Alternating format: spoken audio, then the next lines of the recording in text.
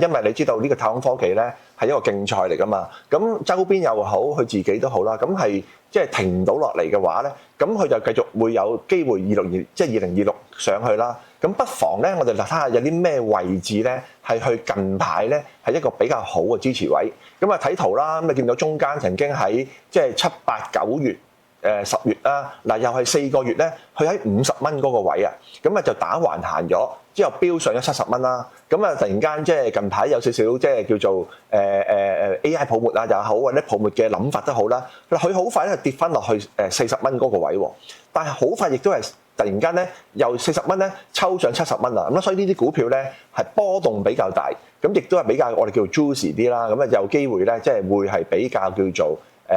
即係短炒波幅會大啲啊！咁嗱，如果下年你繼續咁，咦呢個 rocket 咧都係可以諗喎。咁似乎咧，我覺得50蚊呢個位置咧係不妨可以考慮下，即係會唔會喺度儲下貨咧？